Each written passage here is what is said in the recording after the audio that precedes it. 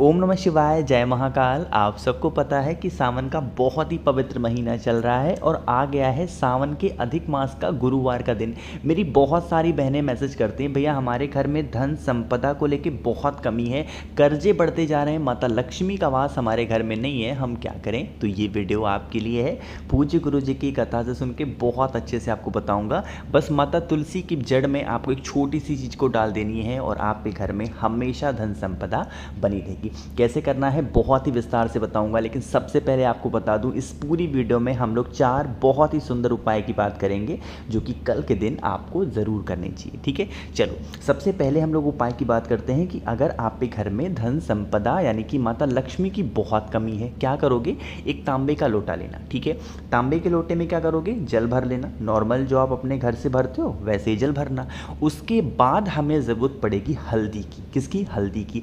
जब मैं हल्दी का नाम लूं तो आपके दिमाग में हमेशा खड़ी हल्दी आनी चाहिए। ठीक है, इस खड़ी हल्दी को पीस लिया करो, चाहे आपके घर में सिलबट्टा हो, कोई कूटने वाला सामान हो, उसमें पीस लो। पीस करके ऐसे पाउडर निकाल लो, वरना अगर आप आलसी हो, लेजी हो तो मार्केट में 5 रुपये में भी मिल जाएगा। ठीक है, ले लिया। अब क्या करेंगे, आपके घर में जो भी माता तुलसी का पौधा हो ना, आप क्या करेंगे, जो तांबे का लोटा नहीं है जिसमें आपने जल लिया है, इस तांबे के लोटे के जल में 1 चुटकी हल्दी को डाल देंगे। ज़्यादा नहीं, बस 1 चुटकी हल्दी को डालना, भगवान विष्णु का स्मरण करते हुए, और आपको यह पूरा का पूरा जल माता तुलसी की जड़ में, देखो एक चीज़ का ध्यान रखना, पौधों के ऊपर नहीं, पत्तियों के ऊपर नहीं। बहुत लोग क्या करते हैं, इतने ऊपर से गिराते हैं कि सारा छींटा पैरों पे पड़ता है, इधर उधर छींटा नहीं। आपको नीचे बैठ जाना है और माता तुलसी की जड़ में धीरे धीरे आपको समर्पित करते जाना है। भगवान विष्णु, भगवान नारायण का स्मरण करना है। जो भी व्यक्ति गुरुवार के दिन हल्दी का जल माता तुलसी के जड़ में समर्पित करता है, उनके घर में हमेशा तरक्की होती है, माता लक्ष्मी का वास घर में बना रहता है, और कर्ज की जो समस्या होती है वो धीरे धीरे करके ख़त्म ज़रूर होती है। ठीक है, समझ में बात। तो इस उपाय को ज़रूर करिएगा, गुरुवार के दिन ही करते हैं और किसी भी दिन नहीं करते। ठीक है, लेकिन इस उपाय को शाम को नहीं करते हैं, सुबह के टाइम पे ही करना होगा, 10-11 बजे के आसपास तक कर लेना है ना। चलो आगे बढ़ते हैं इस वीडियो में। अब हम लोग अपने दूसरे उपाय की तरफ। दूसरा उपाय बहुत ही प्यारा है, बहुत ही सुंदर है। दूसरा उपाय है, ये है आपकी कोई भी ऐसी विश है ना जो काफ़ी दिनों से अधूरी है, तो इस उपाय को करके देखिएगा। बहुत ही प्यारा, बहुत ही सुंदर है ये दूसरा उपाय। ठीक है, देखो समझते हैं। स्क्रीन पर आपको दिख रहा होगा यहाँ पर एक बेलपत्र, बहुत ही प्यारी सी, बहुत ही सुंदर सी, मात्र एक बेलपत्र लेना। ठीक है, ले लिया। साथ ही साथ आपको लेना होगा इस तरीके से तांबे का लोटा। तांबे के लोटे में जल भर लेना, कहाँ से, अपने घर से, है ना। जल भर लिया और एक जो बेलपत्र है ना, इस तांबे के लोटे के अंदर मत डालना, दोनों को अलग अलग रखना।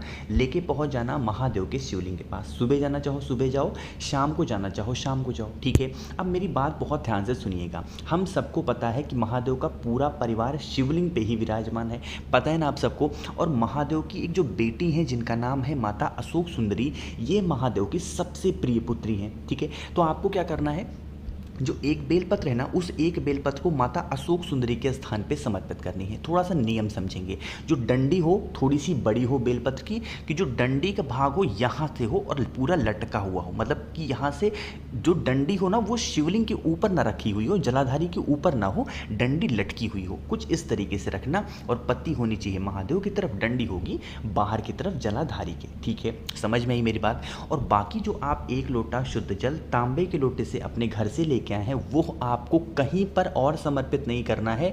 आपको वहीं जहां पर बेलपत्र समर्पित किया है माता अशोक सुंदरी के स्थान पे श्री शिवाय नमस्तुभ्यम का ध्यान करते हुए समर्पित करना। बिल्कुल धीरे धीरे, बिल्कुल स्लो मोशन में, कि जो जल हो आपके पैरों पे थोड़ा बहुत भी नहीं पड़ना चाहिए। ठीक है, पहला नियम तो ये है। दूसरा नियम क्या करना है, महादेव की चौखट पे बैठना या फिर यहीं पे कहीं पर भी बैठ जाना, और माता अशोक सुंदरी से, देखो आपको यहाँ पर किसी और से प्रार्थना नहीं करनी इस उपाय में, आपको माता अशोक सुंदरी से प्रार्थना करनी है कि माता हमारे जो भी आपकी मनोकामना है, मेरी ये मनोकामना है, हम लोगों ने बहुत व्रत कर लिए, बहुत उपवास कर लिए, हमारी इच्छा पूरी नहीं हो पा रही है, आप कुछ भी ऐसा करें जिससे हमारी ये विश, हमारी इच्छा बहुत जल्दी पूरी हो जाए। ठीक है, अपने अकॉर्डिंग जैसे भी आपको उपाय को कहना हो, बोलना हो, आप कर लेना। उसके बाद क्या करोगे, यहीं का जो जल होगा ना, इसको हल्का सा लेकर के अपने दोनों आंखों पे लगा लेना, अपनी जो भी मनोकामना है वो कह लेना। अब आपके दिमाग में एक बहुत बड़ी बात आती होगी, भैया एक बात बताओ, यहाँ पर हम माता अशोक सुंदरी से प्रार्थना क्यों करेंगे, हम महादेव से प्रार्थना क्यों नहीं कर सकते? बिल्कुल सही जवाब है, आप बिल्कुल सही आप लोग का क्वेश्चन है। देखो सुनो, देखो मैंने अभी आपको क्या बताया कि जो माता अशोक सुंदरी है भोलेनाथ की कौन है, सबसे छोटी पुत्री, सबसे प्रिय पुत्री। आप सभी लोगों के घर में जो छोटे छोटे बच्चे होते होंगे, अगर वो आपसे कुछ कहते हैं कि हमारे लिए टॉफ़ी ले आना, हमारे लिए ये चॉकलेट ले आना, ये ले आना, तो आप किसी पूरे घर में किसी की बात नहीं मानोगे, किसी की बात आपके दिमाग में नहीं रहेगी, सबकी चीज़ें भूल जाओगे। लेकिन वो आपके घर का जो छोटा बच्चा आपसे कुछ लाने के लिए कहा होगा, आप उसकी बात को नहीं भूलोगे, है ना, मानते हो ना? उसी तरीके से यहाँ पर भी है, माता अशोक सुंदरी सबसे छोटी पुत्री है महादेव की, परिवार का सबसे छोटे सदस्य हैं। तो जब ये कोई भी बात महादेव से कहेंगे कि पिताजी ये व्यक्ति आया हुआ था, इसने ऐसी कामना की है, मुझे कुछ नहीं सुनना है, आपको इस व्यक्ति की इच्छा पूरी करनी ही करनी है, तो महादेव ऐसा हो ही नहीं सकता कि अपनी छोटी पुत्री का बात वो ना माने। आप उनसे प्रार्थना करोगे तो हो सकता है वो टाल दें, ये कर दें, वो कर दें, ऐसा नहीं, लेकिन माता अशोक सुंदरी से कामना कर लोगे ना, तो कभी भी आपकी बात टल नहीं सकती, सारी इच्छाएं आपकी पूरी होंगी। समझ में क्या बात मेरी? थोड़ा सा एक आपसे रिलेट करके एग्जाम्पल दी मैंने, मुझे लगा आपको समझ में ज़रूर आया होगा। ठीक है, चलो, तो 2 उपाय की बात कर ली है, आगे बढ़ते हैं इस वीडियो में। अब हम लोग अपने तीसरे उपाय की तरफ। तीसरा उपाय बहुत ही सुंदर है, बहुत ही प्यारा है, लेकिन उससे पहले एक छोटा सा काम कर दो, और वो है वीडियो को कर दे लाइक। जितने भी भाई बहन मेरी आवाज़ पहली बार सुन रहे हैं तो चैनल को सब्सक्राइब करिएगा, ठीक है।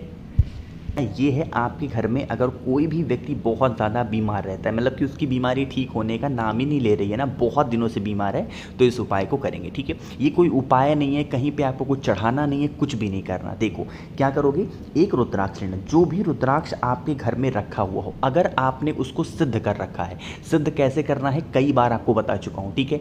अगर आपने उस रुद्राक्ष को सिद्ध कर रखा है, एक बार और बता दे रहा हूँ। देखो क्या करोगे, अगर आपको सिद्ध करना है कोई रुद्राक्ष ना, तो उस रुद्राक्ष को उठाना, या तो पहले उसको सरसों के तेल में डाल दो, या फिर उसको पहले दूध में डाल दो, ठीक है, थोड़ी देर के लिए डाला रहने दो। उसके बाद उस रुद्राक्ष को उठाओ, महादेव के शिवलिंग के ऊपर रख दो, जो महादेव का शिवलिंग होता है यहाँ बिल्कुल ऊपर रख देना, ठीक है। रख करके आप यहाँ पर जल चढ़ा दो, दूध चढ़ा दो, या फिर जो कुछ भी आपको चढ़ाना वगैरह है सब कुछ चढ़ा देना, और उसके बाद इस रुद्राक्ष को उठाना, धुल करके उसके बाद इस्तेमाल करना, ये रुद्राक्ष आपका सिद्ध होगा, ठीक है। इस तरीके से सिद्ध करते हैं। तो जो भी आपके घर में रुद्राक्ष हो वो सिद्ध हो, आप क्या करेंगे, एक रुद्राक्ष, कोई कितने भी मुखी हो कोई दिक्कत नहीं है ना, आपके घर में जो भी व्यक्ति बीमार हो, ये उपाय आज मैंने ऐसे कथा में सुन रहा था, अचानक से मुझे सामने ये उपाय आया, मुझे लगा आप लोग को बताना चाहिए। देखो जैसे ये देखो, एक इंसान ने क्या किया है, अपने दोनों हाथों को आपस में ऐसे जोड़ रखा है ना। आप क्या करेंगे, अपने दोनों हाथों के बीच में जो एक रुद्राक्ष है ना, जो भी सिद्ध रुद्राक्ष है, उसको रखेंगे, ठीक है। और जैसे हम लोग को जब ठंडक में ठंडी लगती है, दोनों हाथों को एक दूसरे से रगड़ते नहीं है गर्म करने के लिए, तो ऐसे ही उस रुद्राक्ष को क्या करेंगे, अपने पूरे हाथों पे, दोनों हाथों से लेकर के रगड़ेंगे, गोल गोल घुमाएंगे, ठीक है। पूरे हाथों का मतलब सिर्फ हथेलियों पे, ठीक है, अच्छे तरीके से रगड़ेंगे, घुमाएंगे। खासकर ये उपाय 2 लोगों के लिए है, पहला तो जिनको शुगर बहुत ज़्यादा है, दूसरा मेरे जो भी भाई बहन को बीपी की प्रॉब्लम यानी ब्लड प्रेशर की प्रॉब्लम बहुत ज़्यादा है, वो लोग तो खासकर करेंगे। बाकी अगर आपको कोई भी बीमारी है, कैसी बीमारी है, तो भी आप कर सकते हैं, कोई इशू नहीं है, ठीक है। कहोगे भैया अब इसको हम सुबह करें शाम को करें, कोई दिक्कत नहीं है, कोई प्रॉब्लम नहीं है। हफ्ते में 2 दिन करना है। कब करना है, हफ्ते में 2 दिन, जब भी आपकी इच्छा हो, जब भी आपको टाइम मिलता है, सुबह करना चाहो सुबह कर लो, दोपहर में करना चाहो दोपहर में करो, रात में करना चाहो रात में करो। बस ये है कि आप फ्रेश होने चाहिए, शुद्ध होने चाहिए, स्वच्छ होने चाहिए, है ना। बात आ रही क्या समझ में? तो इस तरीके से हाथों में रुद्राक्ष को लेना और रगड़ना, कम से कम 2 से 3 मिनट तक रगड़ना, आपको खुद नज़र आएगा। प्रैक्टिकल करके देखना, गुरुजी की पूरी यही लैंग्वेज थी कि प्रैक्टिकल करके देखना। हो सकता है सीहोर वाले महाराज झूठ तो नहीं बोल रहे हैं, तो ऐसा उनका लैंग्वेज था, वही मैंने आपको बताया, ठीक है। समझ में आई क्या बात? चलो, तो यहाँ पर मैंने आप सबको 3 उपाय बता दिए हैं। आगे बढ़ते हैं इस वीडियो में हम लोग अपने चौथे उपाय की तरफ। चौथा उपाय कोई उपाय नहीं है, बस आपको मुझे एक छोटी सी बात बतानी है, ठीक है। वो बात क्या है, देखो हम लोग क्या करते हैं, जब भी महादेव के शिवलिंग के पास जाते हैं या फिर महादेव के किसी भी मंदिर के पास जाते हैं, तो हम लोग क्या करते हैं, महादेव से कोई ना कोई विनती करते हैं। जैसे हमारी मान लो कि धन की समस्या है तो धन की समस्या कहेंगे, कर्ज की है कर्ज कहेंगे, कोई इच्छा अधूरी है वो कहेंगे, हस्बैंड वाइफ में लड़ाई होती है तो वो कहेंगे, है ना। मतलब आप अपने प्रॉब्लम जो भी होता है वो कहते हो महादेव से, है ना। आप क्या किया करो, हफ्ते में 1 दिन, जब भी आपकी इच्छा हो, गुरुवार हो, शुक्रवार हो, शनिवार, जब भी आपकी इच्छा हो, हफ्ते में 1 दिन किसी भी समय, सुबह से लेकर के शाम तक के टाइम पे 24 घंटे में कभी भी महादेव के शिवलिंग के पास जाना और उनसे कुछ मांगना नहीं, कुछ भी नहीं मांगना है। बस उनको महादेव को देखते देखते ये कह देना, महादेव आप सब कुछ जानते हैं मुझे क्या प्रॉब्लम है, क्या मैं खुश हूँ, कहाँ पे मैं उदास हूँ, सारी प्रॉब्लम आपको पता है। बस मैं आज आपसे मिलने चला आया हूँ या फिर चली आई हूँ, आपको सब पता है, मैंने सोचा आपसे मिल लिया जाए। बस सिर्फ आपको महादेव से मिलने जाना होगा हफ्ते में एक दिन, उनसे कुछ मांगना नहीं, क्योंकि आपको पता है कि आप जब मांगोगे तो वो चीज़ें तो आपको मिलेंगी। लेकिन अगर आप नहीं मांगोगे, सिर्फ मिलने के लिए जाओगे, उनसे हाल चाल पूछने के लिए जाओगे, तो महादेव को बहुत अच्छे से पता है कि आपको किस चीज़ की कमी है और किस चीज़ की ज़रूरत है, तो वो आपको आपके मांगने से ज़्यादा दे देंगे। समझ में ये बात? तो इस काम को भी ज़रूर करना। मुझे पूरी उम्मीद है कि चार के चारों उपाय आपको बहुत अच्छे लगे होंगे, बहुत प्यारे लगे होंगे। तो अगर आपको मुझसे फ़ोन पे बातें करनी है तो आप मुझे फेसबुक या इंस्टाग्राम, दोनों मेरी सेम आईडी से है, द नेचुरल प्लैनेट 108 सर्च करिएगा, सेम लोगो वहाँ पर मिलेगा और वहाँ पर आप मुझे फॉलो करेंगे। फ़ोन पे बातें करनी है वो भी करूँगा, मैसेज पे बातें करनी है वो भी कर सकता हूँ, ठीक है। कुछ समझ में नहीं आया नीचे कमेंट में पूछिएगा। और जितने भी भाई बहन अचानक से चैनल पे आ गए ना, जल्दी से चैनल को सब्सक्राइब करेंगे और हाँ, वीडियो को लाइक ज़रूर किया करिए। ओम नमः शिवाय, जय महाकाल।